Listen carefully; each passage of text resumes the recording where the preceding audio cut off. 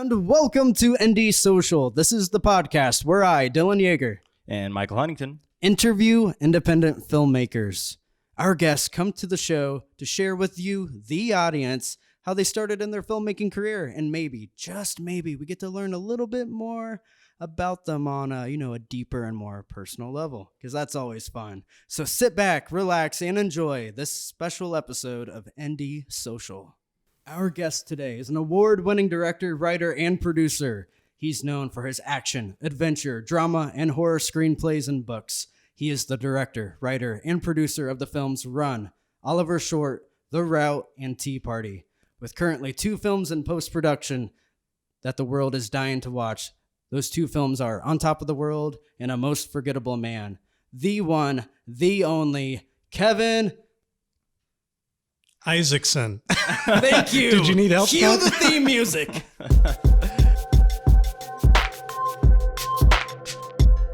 Yeah, so the common joke around here is that Dylan doesn't know how to say people's last names. It's true. It's a real thing. I forgot to prepare before we started recording. Yeah, he normally asks people. So that's beautiful. It's beautiful just to jump right in there. That was fun. That was fun. That was fresh. That was new. Cue the theme music. Can we actually? Yeah. I'll make sure that happens. Oh, that's just so for you, cool. buddy. Let me try that again. And cue the theme music. Okay. Okay. Cool. I want to start this episode off by saying that I am really, really excited to have Kevin here. He is by far one of the nicest and funniest directors that I've worked with in a long time. Sorry, Michael. No, you're great too. Everybody I worked with is great, but this dude, and you'll find out, guys, is a funny man, and he's really nice. So it was really, really fun to work with you. Well, thank you, Dylan. Now I guess I have to live up to that now, huh? Yeah, you better impress the audience, Kevin. Set the bar high for me now. All right, man. Well, I think we normally start off with, how did you start into this filmmaking journey of yours? Well, it started a long time ago in a galaxy far, far away. I saw Star Wars, the original, back in 77 or 78. I was like 7 or 8 years old. And sitting in the movie theater, and it just blew me away. I walked down to the theater. Like I said, I was like 7 or 8 years old. I walked down to the theater every night and twice on Saturday. Yeah, I remember you saying in your form that we send out that you would go there. How many times did you end up going? 8 times. 8 times. Yep. That's in a row. That's some dedication. Wow. Real quick, I wanted to ask what it was like when Star Wars first came out, because we've never got to experience that, and I know like it was such a cinematic, crazy. Like it was crazy that this film was out and it was new, and not a lot of things have been made like it. What was it like? It blew me away when I saw it. I was just amazed by it, and I knew right then. I mean, at the young age of 7 or 8 years old, that I wanted to be a writer or director and make something like that and make those type of worlds. I didn't want to be an actor in it. I didn't want to be Han Solo. I didn't want to be Luke Skywalker, but I wanted to create a world like that. And it just hit me in kind of that profound fashion like that. And it's just amazing to me because I still watch and I still enjoy that film. And for a science fiction film to be made during that time period and still be able to hold up today is just amazing to me. Yeah, I've been trying to watch all the Star Wars because I've never actually watched any of them, and I've been trying to work my way up, starting from the very first Star Wars. And I watched it a couple months ago, and I was just like still blown away by the visual effects. Even way back then, it's still really impressive, and it still holds up to some effect. So you're starting with A New Hope? Is that the first title? No. See, like I have a very similar story to you, Kevin, where like I was about 7 or 8 years old when I watched the first episode 1 Phantom Menace episode at the age of 7 and 8, like 2001. Yeah, mine was A New Hope. Does that make you feel old? 2001. I'm very old. But no, you got to start with that, man. That's why they make the prequels. You can't watch like 4, 5, and 6, 1, 2, 3, then 7, 8, 9. That's the thing I'm so confused about is the timeline between these movies. I don't know really where I should start. I just go to the very first Star Wars ever made. So no, but you can't do that. Yes, that was the first one ever made, but they made an episode when they made like 3 prequels to 4, 5, and 6. I'm still confused. You want to take away? I mean, you want me to pick it up from there? Yeah. Well, anyway, so I got interested in writing, and even as a young boy, I would write, stories and stuff on an old typewriter. Eventually, my dad bought me an electric typewriter, and my dad was actually a Methodist minister. And so when he was in his church office doing up his sermons, I was in the church library typing up Writing little stories away. and stuff. So life kind of took me down different roads, though. I really explored music, and I played in a rock band for 7 years and kind of went down that path, trying to make it big in that world, and kind of got away from the writing for quite a bit. So in the filmmaking.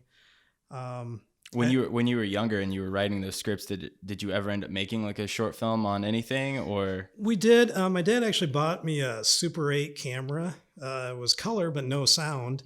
And me and a few buddies from middle school, we did a film called Raiders of the Lost Idol. Ooh. Not derivative at all.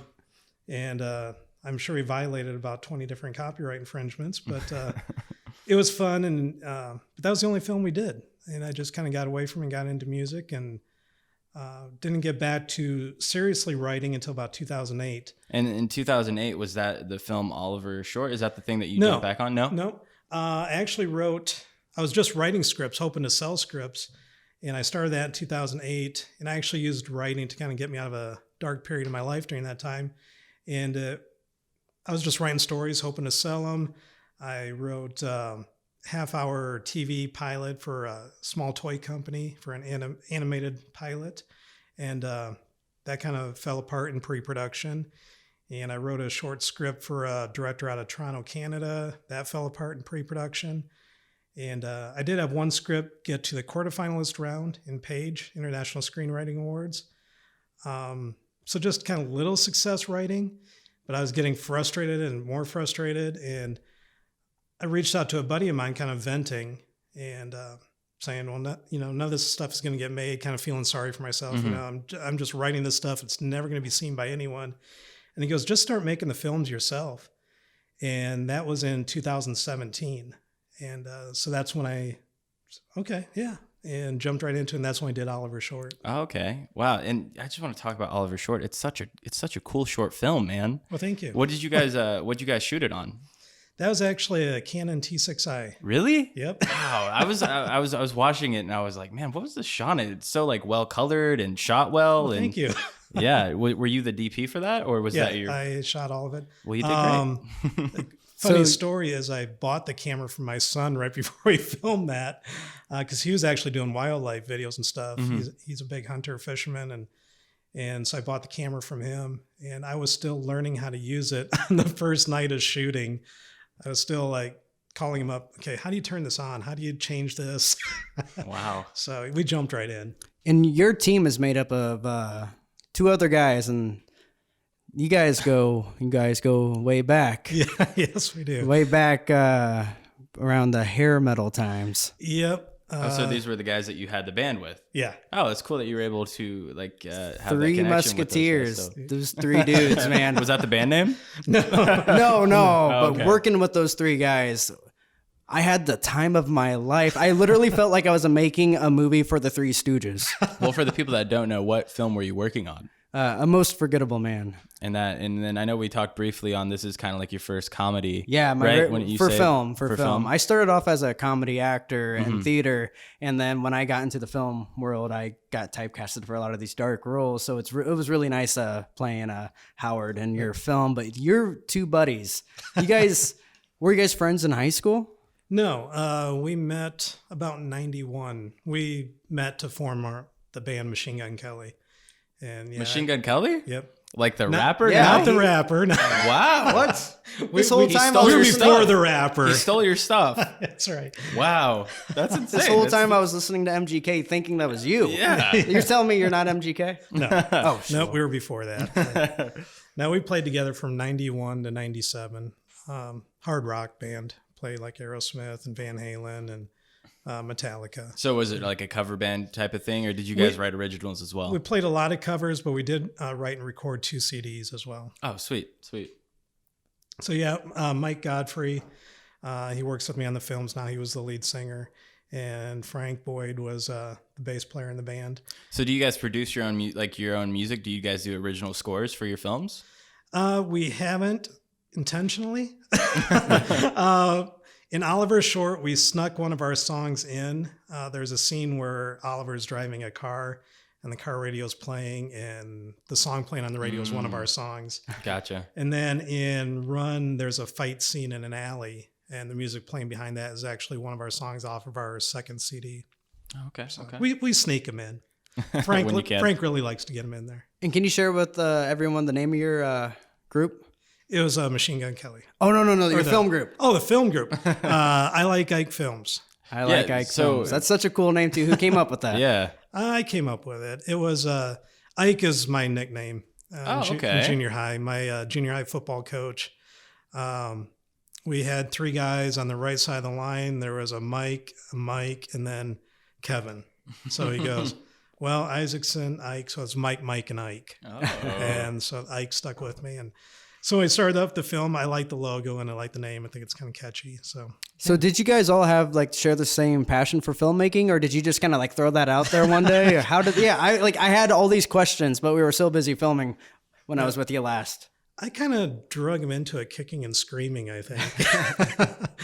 When I got the idea, or when my filmmaking buddy who lives out in Reno, Nevada, when he got me on the idea of filming my own stuff, I called up Mike first of all, because Mike and I collaborated a lot in the band.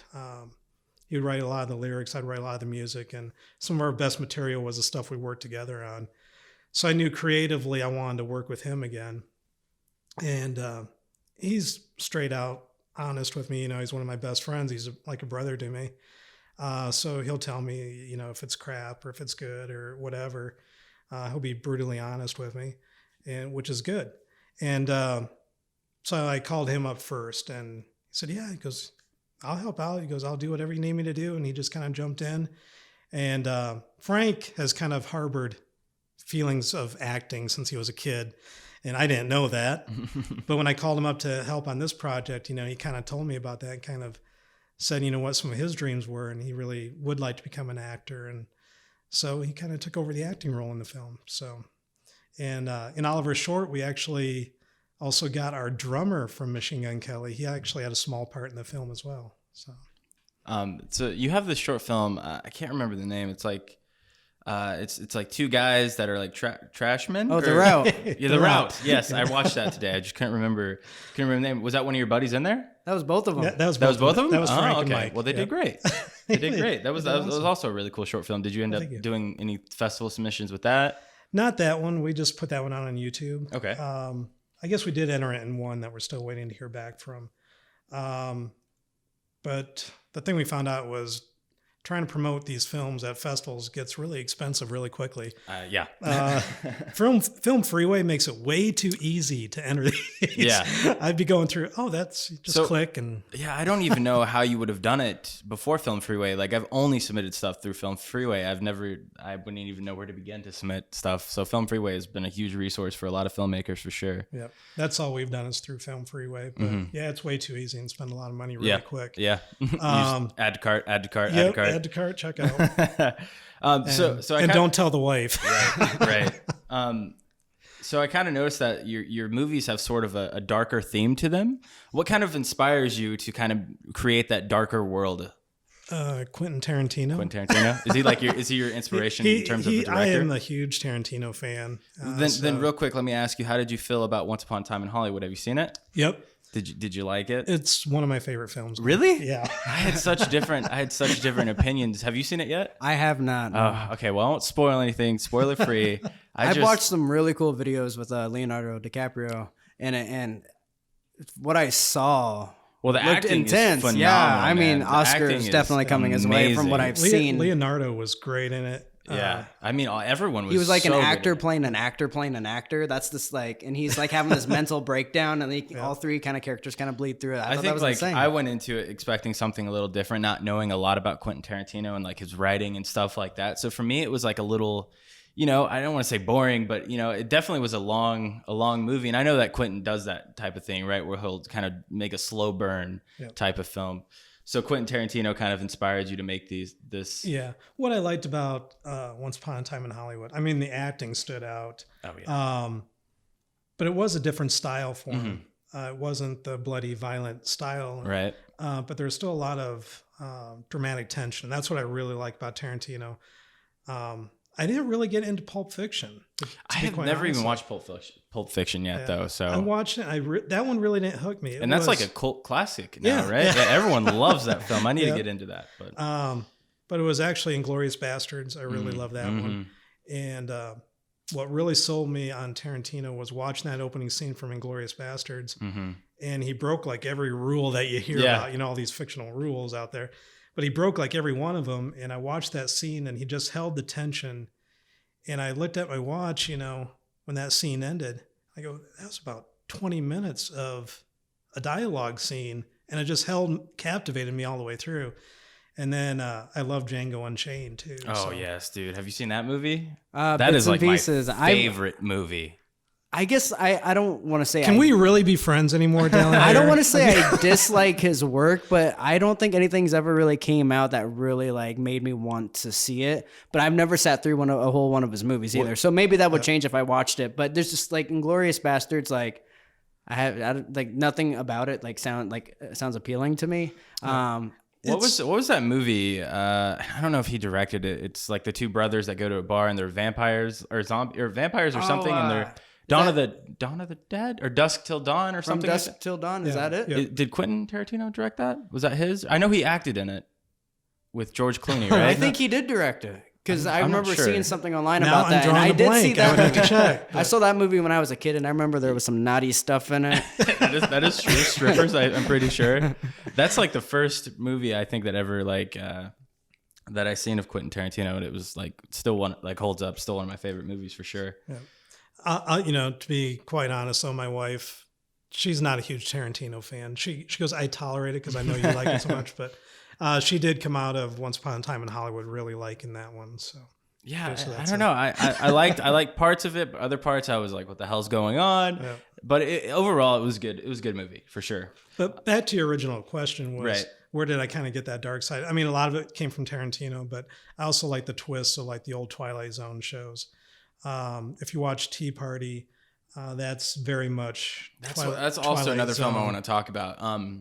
Is I got to see Tea Party at SNAF, and it was I did not expect the ending of that at all. Like normally I'm able to predict films and stuff, and like that's one film I didn't expect at all, and that was a really well made film. Well, thank you. What kind of inspired you to make that film? That's actually a pretty strange story. I was actually sleeping in my recliner. It's the middle of the afternoon, taking a nap, but I was kind of going in and out, you know, from sleep. And my wife was watching a movie on TV, and I heard the stuff coming off of the TV. But since I was going in and out of sleep, my mind was kind of filling in the gaps and kind of recreating it. And I had this dream. And I dreamt the entire short film for Tea Party. And I woke up and I go, I have to write this down. So I went and wrote it, and it's about an 8-minute film. So we're talking about 8 to 10 pages. I wrote it in about half an hour and showed it to my wife and told her the story. I go, I dreamt this. I go, but I have to know what you're watching on TV. Is it anything like what I just wrote? She read it. She goes, it's nothing like what I just watched. So, okay, we're safe. So then I sent off the script to Avery Knudsen, who played the lead in that. Okay. And I kind of had her in mind for the lead right away. And she got back to me within an hour and said, I love this script. Let's do this. I'm coming over now. We're going to film this now. So we had it from the time I took my nap to when we had the script and we were ready to go was probably only about 3 hours. What'd you shoot that film on? That was Canon T6i as well. Yeah. So that's the like.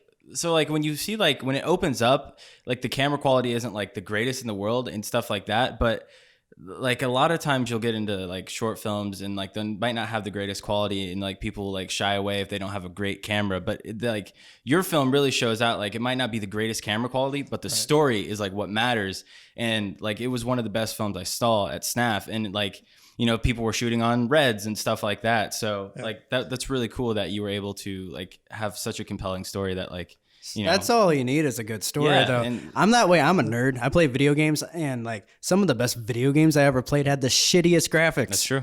Sorry, I don't. Are we allowed to swear on this Do podcast? what you want, man. I mean, Do what because you want. we gotta like start, putting like the little E next to it, right? Is that what that means? E for everyone? No. I've been watching like podcasts on Spotify. They have the little E. I think that's because it's like naughty, right? Oh, I don't know.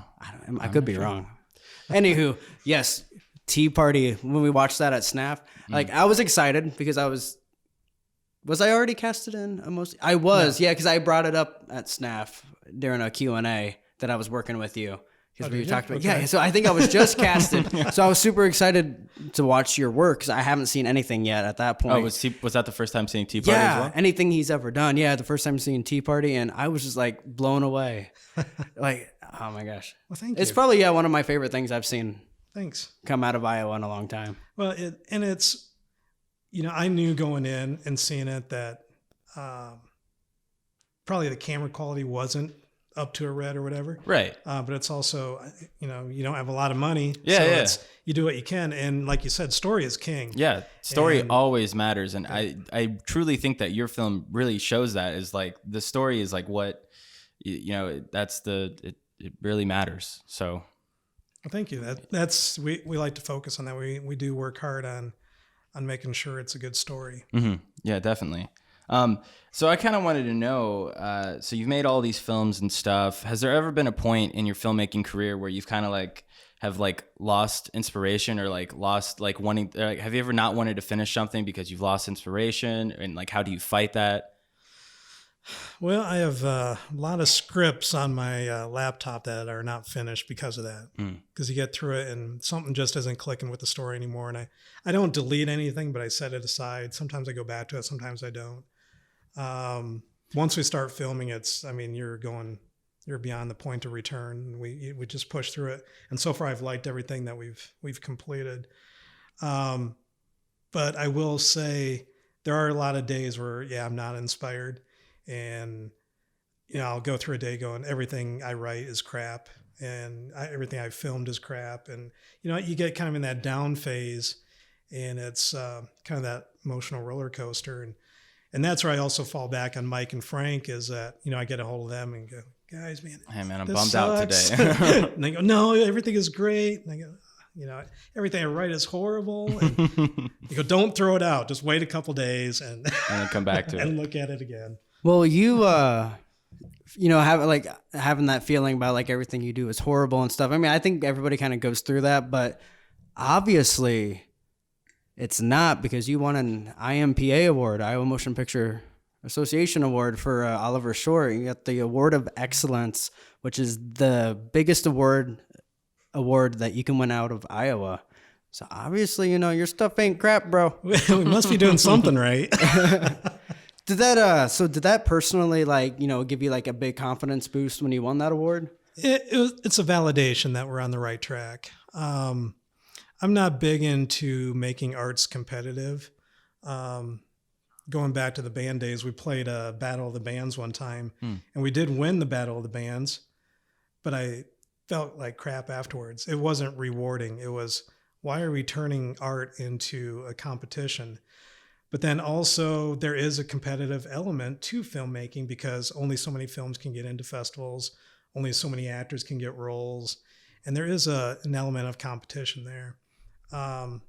So when I do win something like that, I look at it as more as a validation, a milepost that, hey, you're on the right track. We're doing things right. Somebody out there likes our stuff.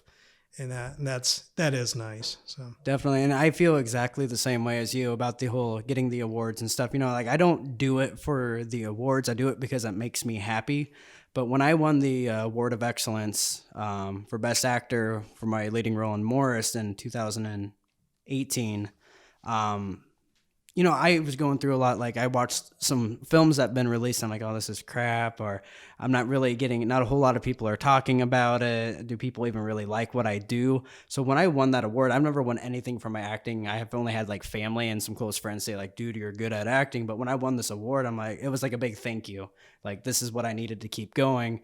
And then I won another award at the Muscatine Film Festival, which I didn't even know they had Best Acting awards, but I got a Best Actor award for that. And then I kind of gave this emotional speech is I don't expect these things because I really don't think I'm better than anybody else. But when like this definitely like pushes me to keep going for sure. Yeah. So yeah, definitely. It's nice. It's really nice to get recognized. And Yeah. And I actually, I like to see my cast get recognized more than myself. Cause I know how much work they put in as well. And so when Oliver came out and it world premiered out at the Utah Film Awards, Carly got a nomination for Best Actress under the age of 18. And I was just ecstatic for her. We all flew out there and, for her. And then this year, Avery actually won out at the Utah Film Awards for Best Actress under the age of 18 for Tea Party. So I'm just ecstatic when they win awards. I still kind of feel awkward, for a directing award or anything like that. Right. But I just love to see the cast succeed and, that, and just knowing that I played a small part in their success. I enjoy that part of it. Yeah, that's awesome. So other than the awards, has there been any like accomplishments that, as a filmmaker so far, like other than just the awards, has anything like felt really accomplishing to you? I know that you're a manager as well. Yeah, the manager that role kind of fell into my lap. I wasn't really going out looking to become a manager. A couple of our actresses, Carly and Avery, they decided that they wanted to pursue acting as a career.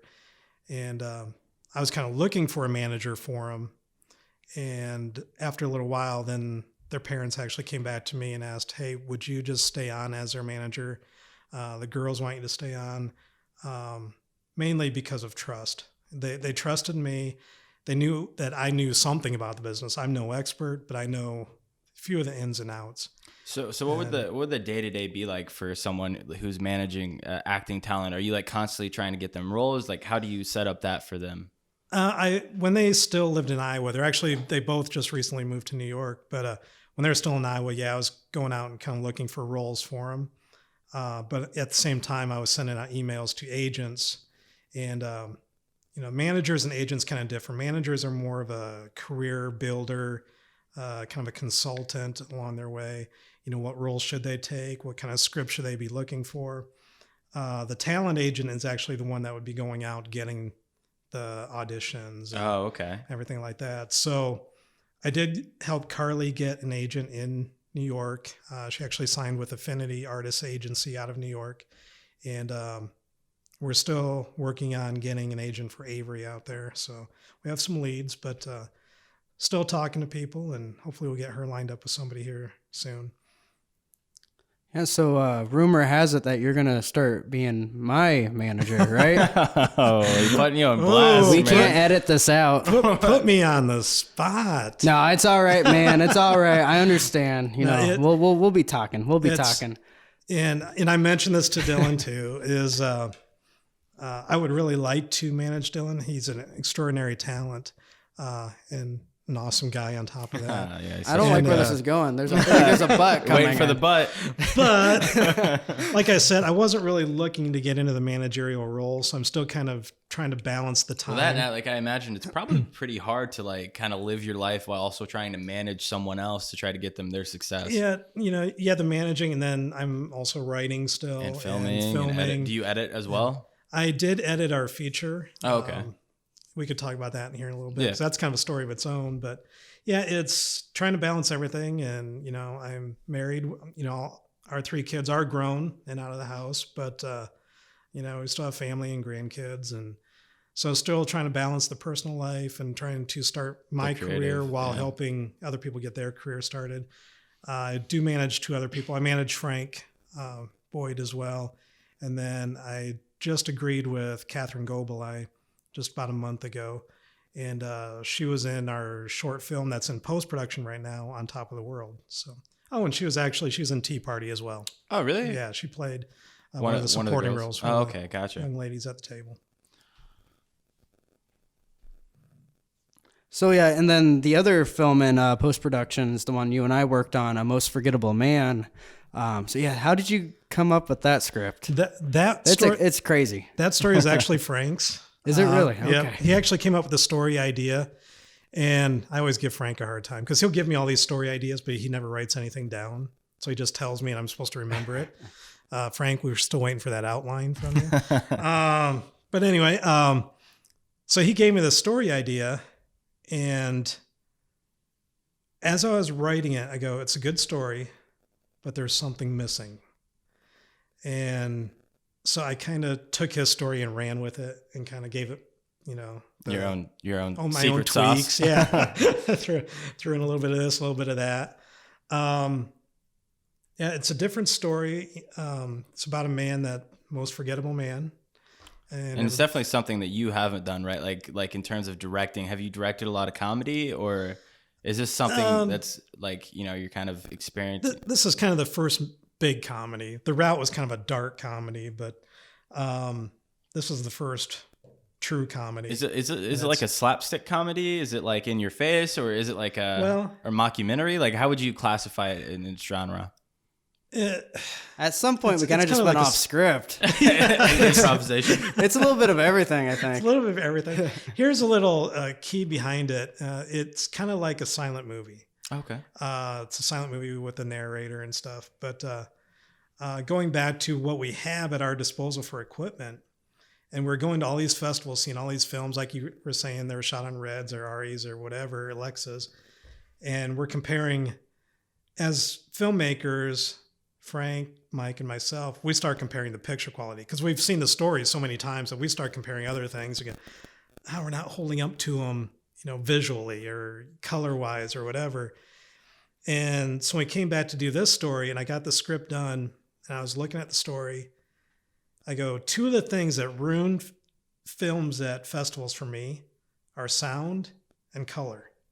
If the color grade is off, it throws me. If the sound is bad, it throws me. Yeah, especially sound. Yeah, sound for me is like the killer. Absolutely. And so we looked at this and we go, let's eliminate sound and let's eliminate color. So it's a silent black and white movie. Oh, it's black and white as well? Yeah. Hey, man, that's all your problems solved. That's how you do Exactly. it. If you can't afford a red, just make your stuff black and white. No one will know. Again, we're dealing with what we have at our disposal and making the story strong. So I wanted to kind of know, so you've been filmmaking for a while. What would be kind of your advice for a young filmmaker or writer trying to get their stuff produced? Like, what would be your advice for that? Well, to start off, just get out there and shoot. Like I said, all we had at our disposal, right, and still have at our disposal is Canon T6i. And we do have a DJI Osmo camera now, but it's just get out there and shoot. Every time we shoot, we learn more, we get better.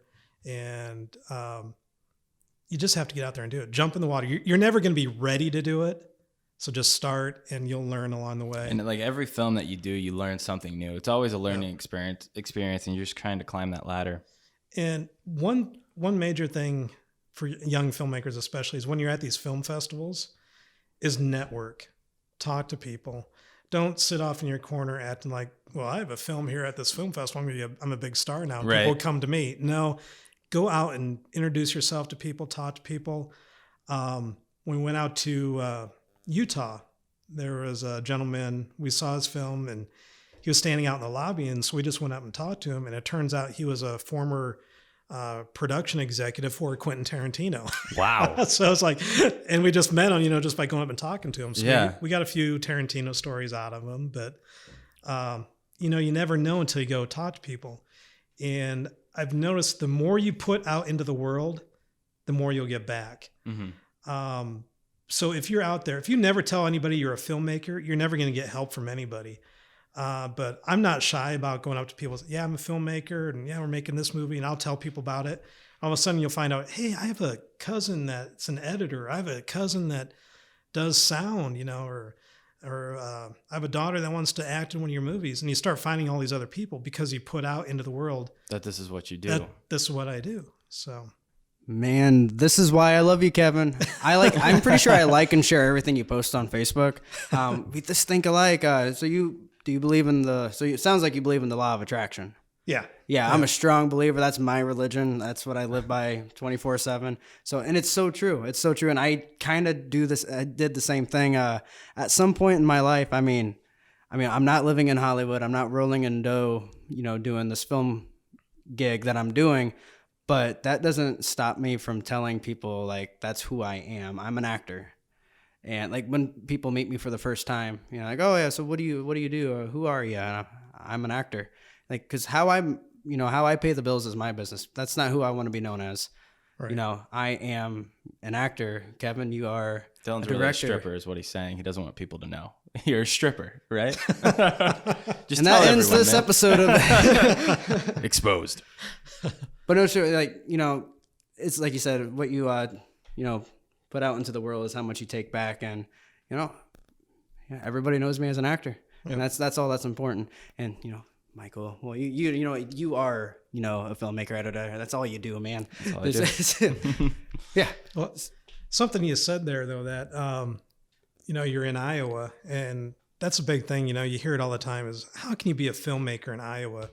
And you're never going to be successful. And if you start putting anything out there, you'll get these people that say, well, you have to move to LA, or you have to move to New York. And I don't necessarily agree with that. Some things would be easier if you lived in those areas. Definitely. If I wanted to direct a TV, series, I'd probably have to be in LA because they need you every day. All the resources are there. And, But there are things you can do from Iowa.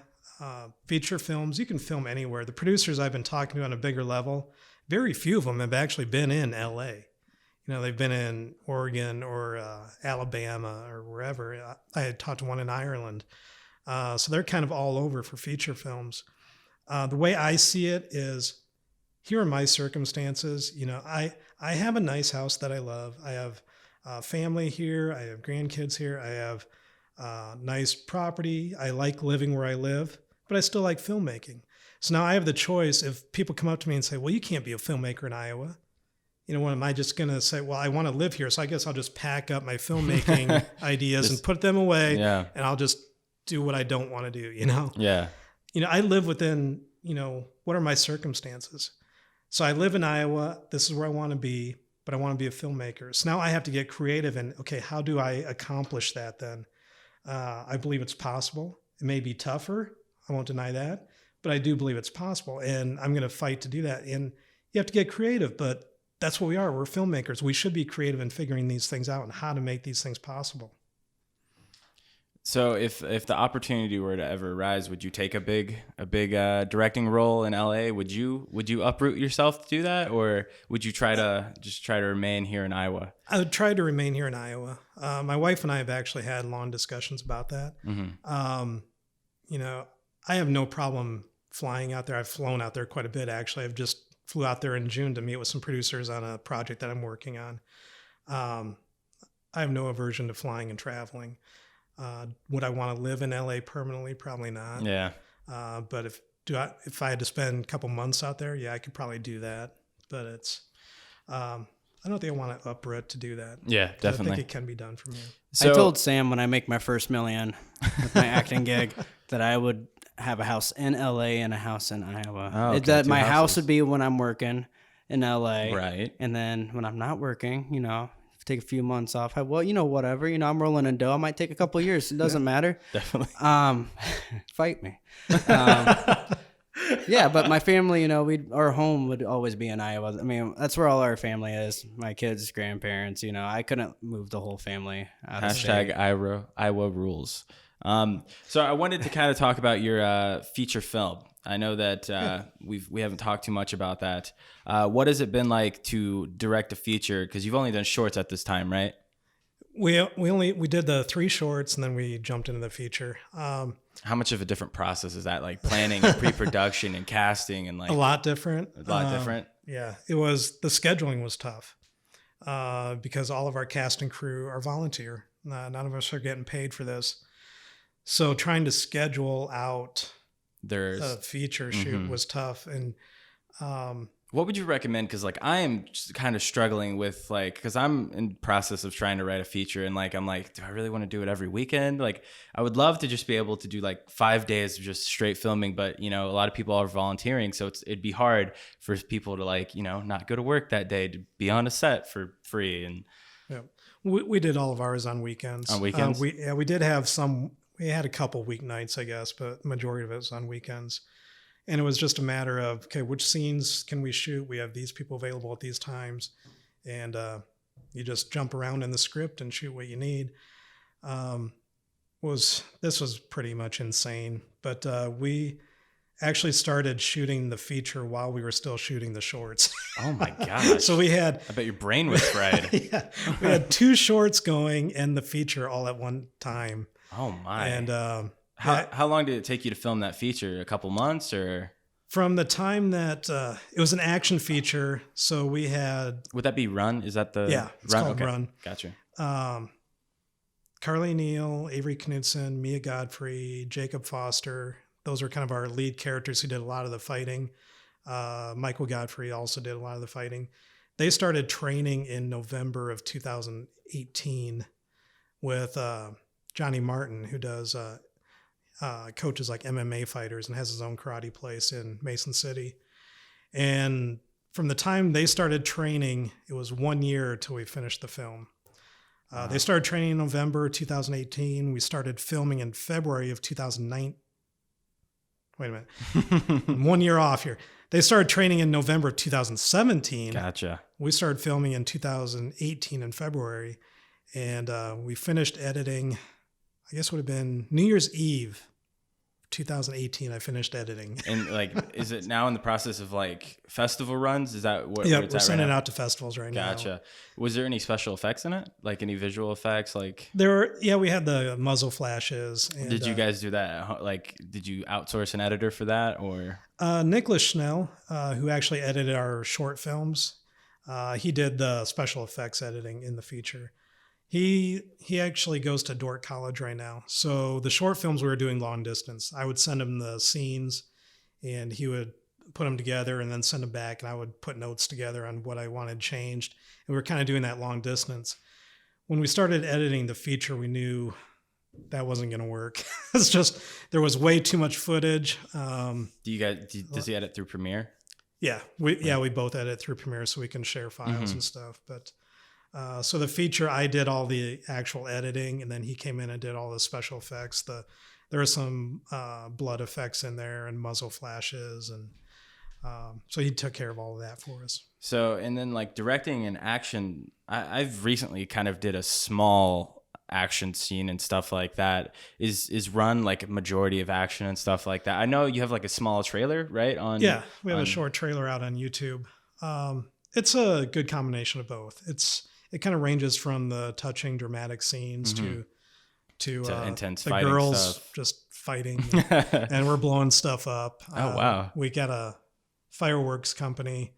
They came in, and this was probably the funnest night of the shoot. And the girls said this was their best night.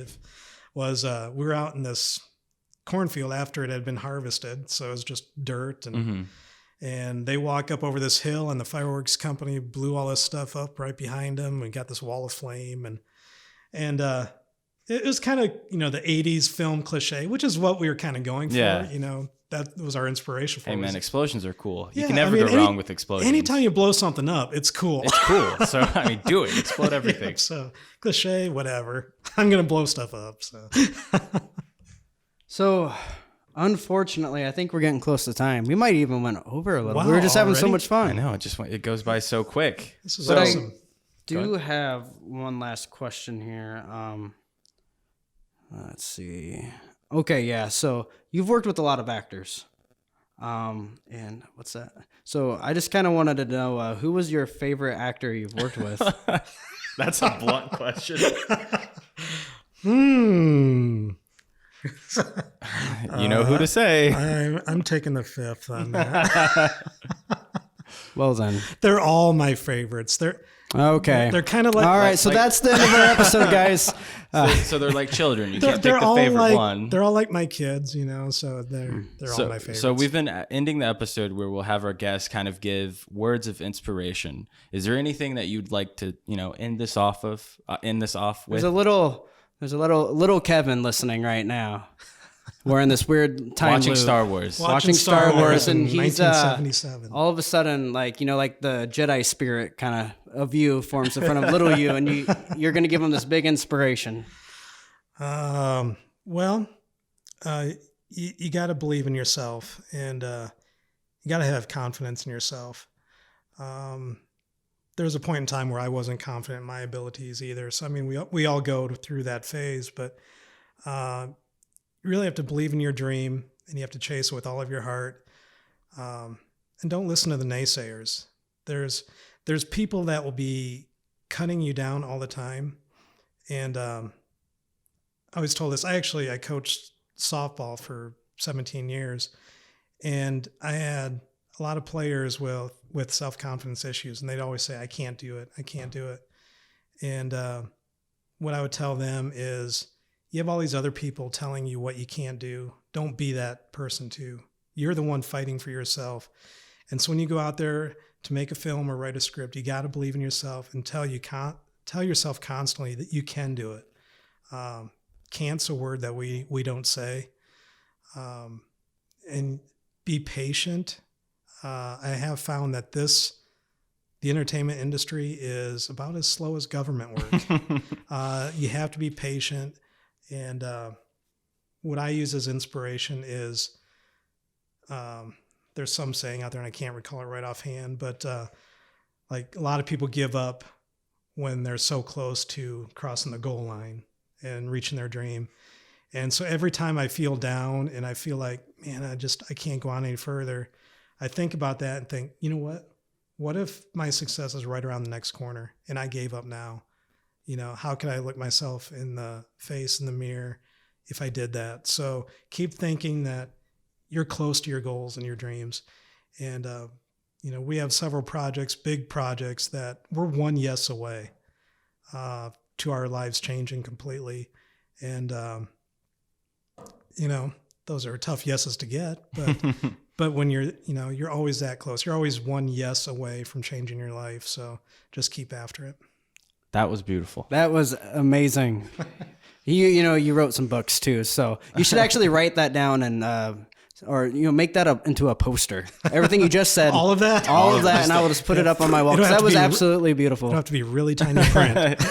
Well, Kevin, thank you so much for coming on the podcast. We know you've came a long way to do this, and we greatly, greatly appreciate it. Well, thank you for having me. This has been a blast. Yeah, it was awesome. I love hearing your story. I don't know a lot about you, so having this small chit chat was really cool to kind of, make me know who you are. I believe in you. I think you're going to go far, man. You got a beautiful soul.